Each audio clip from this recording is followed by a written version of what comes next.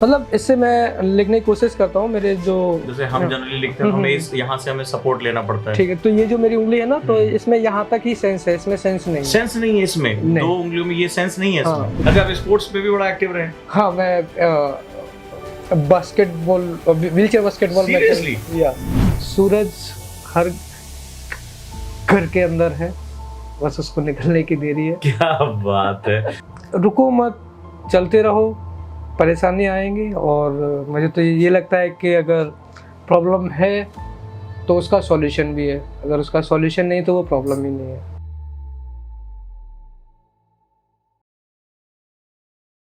मैं घर जा रहा था पैसेंजर ट्रेन में, जो दिल्ली से अलीगढ़ चलती है, तो उसमें भीड़ काफ़ी ज़्यादा थी और मैं ट्रेन के अंदर था, तो ज़्यादा भीड़ होने की वजह से मेरा पैर फिसलने से मैं पटरी पर गिर गया और मैं बेहोश हो गया। मेरी आंखें खुली तो मैंने अपने आप को एम्स में पाया, जब तक मेरा ऑपरेशन हो चुका था। डॉक्टर्स ने बारी बारी करके मेरे पास आए और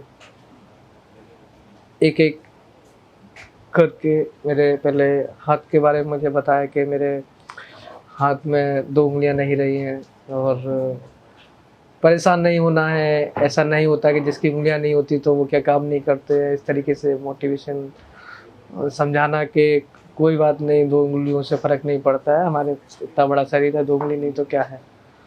वो इस टाइप की जो बातें हैं जो कि अभी तक मेरे जहन में हैं। हाथ के बारे में उन्होंने मुझे बताया, तो मुझे लगा अब 2 उंगलियां तक तो ठीक थी, अब हाथ भी नहीं है तो दिक्कत है। तो ये सोच रहा हूँ, मेरे मन में अजीब व गरीब ख्याल आ रहे हैं। फिर कुछ देर बाद में डॉक्टर्स आते हैं और मेरे पैरों के बारे में जब बताते तो मैं समझ नहीं आया कि क्यों, मैं ही क्यों, आखिर मैं ही क्यों। फिर मेरी मम्मी जब मुझसे मिलने आई तो वो तो देख के बेहोश हो गई मेरे को, और मेरे और भी रिलेटिव्स मुझे देखने आए तो कोई वहीं बेहोश हो गया, कोई बाहर जाके बेहोश हुआ। मेरा उस टाइम पे ये कंडीशन था। पहले तो इमरजेंसी में उन्होंने बोला कि नहीं हम नहीं लेंगे, इसमें कुछ नहीं है। देन रिलेटिव्स के ज़्यादा कहने पर और पुलिस पर्सन जो साथ में थे तो उनके रिक्वेस्ट करने पर तुरंत से उन्होंने फिर देखना स्टार्ट किया। जब लगा कि बच जाऊंगा तो उन्होंने तुरंत ही मेरा ऑपरेशन करना स्टार्ट किया। 6 दिन के करीब मैं आईसीयू में रहा और उसके बाद में मेन वार्ड में आया। कैसे, मतलब पिछली बार की जो गलतियां थी उसको कैसे हटाया प्रीलिम्स को क्रैक करने के? पिछली बार की गलतियां ये थी कि पिछली बार मैंने सिर्फ एनसीईआरटी को ही देखा हुआ था और कुछ ही रेफरेंस बुक को मैंने रेफर किया हुआ था। फिर तो मेरा थोड़ा बेसिक, जैसे 5 साल मैंने आपको बताया कि मैं जॉब में भी रहा और पढ़ाई मैंने बहुत पहले छोड़ दी थी। 2012 के बाद से फिर मैंने पढ़ाई पे इतना ध्यान दिया नहीं था, तो काफ़ी गैप भी था बीच में। बहुत चमत्कार दिखा रहे हैं आप, कुछ भी कहिए। तो वही मुझे शुरू से शुरू करना था। तो पहला भगवान से बात करने में पैकेज क्या बनाया? पढ़ाई छोड़ दी, फिर हादसा हुआ, फिर एक से बाद मतलब जिंदगी में आप बार बार लौट कर आ रहे हैं लड़ने के लिए। तो वही, तो फिर यहाँ पर फिर आपने मेरे ख्याल से रेफरेंस बुक की तरफ गए और टेस्ट काफी लगाए। तो उसके बाद में मुझे एक रिवीजन देना था, तो मैंने फिर 1 साल में प्रॉपर रिवीजन, जिसमें मेरे दोस्तों का काफ़ी अहम भूमिका रही है, जिन्होंने मेरे बहुत सारे टॉपिक्स क्लियर करने में मेरी मदद की है। मैं अकेला नहीं मेहनत किया हूँ, मेरे ग्रुप में आप बाहर गेट खोल के देखेंगे तो मैं मिला, सबसे मिला और 2-3 लोगों से मिला और बहुत खुश है, वो सबसे बड़ी बात है। और नो डाउट अगर अच्छा पीयर ग्रुप मिल जाता है तो बहुत सहायक होता है। बिल्कुल, एक हम लोग यूज करते थे word C2D, cooperate to dominate. ये वही है कहानी की, मतलब कॉपरेट करके डोमिनेट करना और एक दूसरे की खुशी में खुश होना है। बिल्कुल, यही अगर गुरुकुल या हॉस्टल लाइफ या अगर बड़े बड़े कैंपस की बात देखें, चाहे आईआईटी में आप देखो, वहाँ पे भी यही कल्चर है, यहाँ पे भी यही कल्चर है। तो मुझे लगता है कि ये बड़ा इंपॉर्टेंट कल्चर होता है कि आप एक जैसे हॉस्टल का आपका माहौल है, जी बिल्कुल, एक गुरुकुल ही मैं कहूँ, मैं तो बाहर आके मैंने कहा ये तो पूरा गुरुकुल ही है एकदम। वनवास की तरह, बरगद का पेड़, चिड़िया चहचहा रही हैं, बिल्लियां घूम रही हैं, तो एक बड़ा अद्भुत माहौल है। सब लोग कह रहे हैं सर एकदम पूरी दुनिया से कटा हुआ है, दिल्ली में कोई ऐसी जगह है क्या? हमने कहा भाई JNU है। तो ये चीजें, तो मेंस को फिर कैसे आपने फिर पकड़ा, क्योंकि चैलेंज वहाँ लिखने का आ गया होगा? हाँ, तो लिखने का चैलेंज था, तो यूपीएससी एक स्क्राइब प्रोवाइड कर पाता नहीं, है। अपने घर की प्रैक्टिस में कैसे उसको मैनेज किया? ये जो नोट्स आपने ये- दीवारों पे जो नोट्स हैं, ये सारे नोट्स तो 3 महीने पहले के हैं। हाँ तो क्या हुआ, बनाए तो आपने? हाँ मैं बनाए। चैलेंज तो बहुत हो रहा होगा। और जब इसमें कैसे मैनेज करते थे आप? मतलब इससे मैं लिखने की कोशिश करता हूँ, मेरे जो जैसे हम जनरली लिखते हैं तो हमें इस यहाँ से हमें सपोर्ट लेना पड़ता है। ठीक है, तो ये जो मेरी उंगली है ना, तो इसमें यहाँ तक ही सेंस है, इसमें सेंस नहीं है। सेंस नहीं है इसमें, नहीं। 2 उंगलियों में ये सेंस नहीं है इसमें। हाँ, इसमें आगे जो है तो सेंस फिर नहीं पेन है। कैसे पकड़ते थे आप? तो बस ये है कि इस हड्डी के सपोर्ट से ये जो फिंगर है ऐसी ही रहती है, तो मैं पेन को इसी हेल्प से और स्पीड कैसे बनता है इसमें फिर? स्पीड के क्योंकि लिए जब सेंस नहीं है तो ये सपोर्ट नहीं मिल रहा होगा ना। तो ये 2 उंगली है ना, तो इनका सपोर्ट रहता है, तो मैं जैसे हम लोग लिखते हैं तो हमें इससे आगे, इससे पेन को आगे बढ़ाने में यहाँ से सपोर्ट मिलता है। तो ये तो आपका गैप हो गया, तो इसमें आप लिखते समय आपको सपोर्ट कैसे मिल रहा होगा? नहीं, तो मैं यूं करके पकड़ता हूँ जो लिखना होता है, तो मुझे यहाँ से सपोर्ट मिल जाता है पूरा। मैं जो लिखना होता है मैं ये आपने अभ्यास से किया है। हाँ, कि अगर मैं सिंपल अगर इसको पकड़ूं और अगर ये इसमें सेंस नहीं है और मैं केवल 2 से सहारा ले रहा हूँ, तो ये मेरे लिए बहुत डिफिकल्ट है। सीरियसली कह रहा हूँ कि अगर मुझे लिखने को आ जाए तो ये मेरे लिए लिटरली डिफिकल्ट। मैं चाहे इससे ही लिखूं, अगर मुझे ये सहारा नहीं मिल रहा और मुझे ये सहारा नहीं मिला, अगर मैं इसको लॉक कर देता हूँ तो मुझे इससे लिखने में वाकई में बहुत दिक्कत होने वाली, क्योंकि मैं जहाँ तक समझ पा रहा हूँ सारा जोर ये आ रहा है। और जब हम इस तरह से लिखते हैं तो हम ये पूरे फोर्स को डिवाइड कर देते हैं और हमें हेल्प मिलती है। तो भैया एक बार बता दें, अगर जो है तैयारी कर रहे हो ध्यान से तो और ये कहते हो कि सर मैं वो लिख नहीं पाता हूँ, सर टाइम नहीं मिल रहा है, सर वो हाथ में पेन होने लगता है, तो बाबू ये घर पे ट्राई करके देखना कभी कि इस तरह से पेन पकड़ के और यहाँ सपोर्ट हुए बिना कैसे लिखा जाता है और कैसे लिख के इतिहास रचा जाता है। ये यूपीएससी नहीं लिख रहे थे, ये इतिहास लिख रहे थे, जो बहुत काम आने वाला। सचमुच ये बहुत ही ज़्यादा एक चीज़ समझने वाली है कि मानना पड़ेगा कि हर चीज़ आपने हिम्मत से तराशी है। अच्छा, जब मेंस हुआ, मेंस में कितने घंटे लगभग उस समय आप पढ़ने लगे थे प्रीलिम्स के बाद? रूटीन मेरा कम ज्यादा वही रहा। कभी रूटीन मेंटेन करके चले, हाँ। मतलब एक तरह से आपने अपनी पढ़ाई में डिसिप्लिन बना के रखा। हाँ कि हाँ, मतलब कभी प्रेशर नहीं लेना, एक आदत बना ली है। अगर मतलब दोस्तों से मिलना है तो दोस्तों से मिलना है, हाँ। गए आराम से समय बिताया। रात में कितने बजे तक सो जाते थे? जेएनयू है तो जेएनयू में तो वैसे भी रात में कौन सोता है। फिर भी कितने बजे तक पढ़ाई करते थे? वही 3-4 पढ़ते रहते 3-4 थे? तो हाँ, सब नाइट पढ़ते? 3-4 सुबह तो कब उठते थे? सुबह का उठना, जिस दिन अगर सेंटर जाना है तो उस दिन 8:30 बजे उठना है, 8:40 पे, क्योंकि 9 बजे क्लास जाना होता है। बाकी अगर जैसे क्लास नहीं है उस दिन तो 12 बजे जब खाना आता है जब ही उठना होता है। ये भी सही है। अच्छा, आप स्पोर्ट्स में भी बड़ा एक्टिव रहे? हाँ, मैं बास्केटबॉल, व्हीलचेयर बास्केटबॉल में यस, मतलब मैंने थोड़ा थोड़ा ट्राई किया है। यहाँ हमारे यहाँ तो यूपीएससी की तैयारी शुरू हो जाए, बच्चा तो ऐसा कमरे से बाहर निकलना बंद कर देता है। अरे सर फिजिकल एक्टिविटी कैसे बात कर रहे हैं, आईएएस की तैयारी कर रहे हैं, 18 घंटा पढ़ेंगे, ठीक है। तो सवाल वो है कि मतलब आप फिजिकली एक्टिव रहते थे? हाँ, मैं बास्केटबॉल खेलते थे? हाँ, मैं बास्केट मेरा वो रखा भी है, देख सकते हैं। अरे वाह क्या बात है, अरे जबरदस्त है भाई ये तो। और इससे जब खेलते होंगे तो बड़ी एनर्जी भी मिलती होगी। स्पोर्ट्स ना एक ऐसी एक्टिविटी है जो आपको बड़ा टीम वर्क भी सिखाती है और बड़ा जज्बा भी देती है।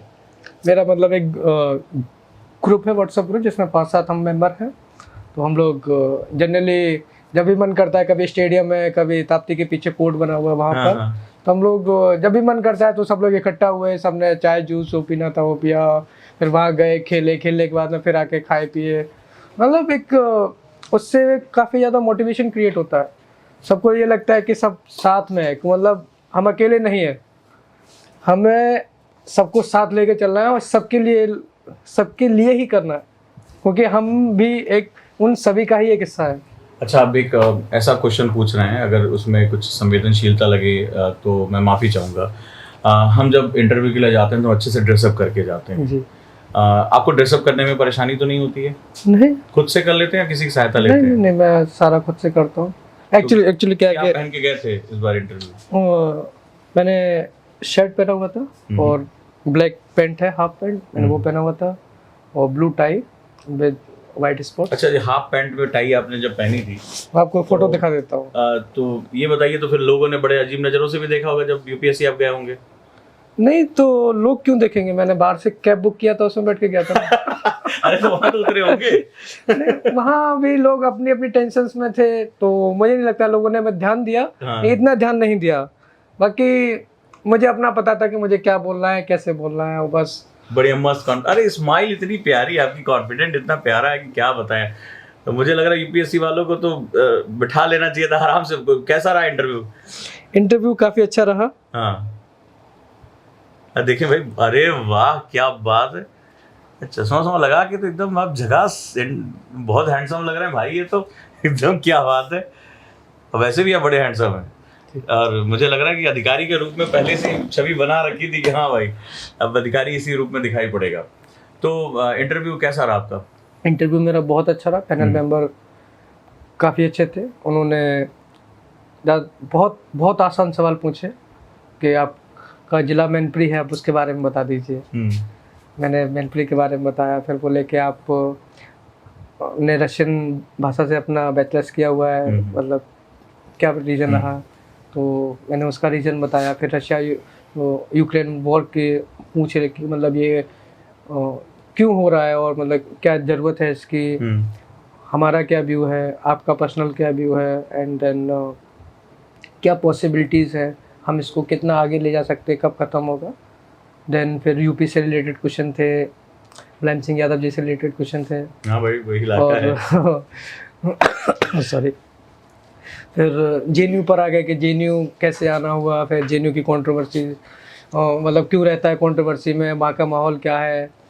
देन फिर मेरे निजी जीवन से एक दो सवाल पूछे कि एक्सीडेंट कब हुआ, कैसे हुआ, पहले क्या करता था, और आगे मेरा क्या ड्रीम है। एक सवाल उन्होंने पूछा कि you are special category student and what is a future plan for the welfare.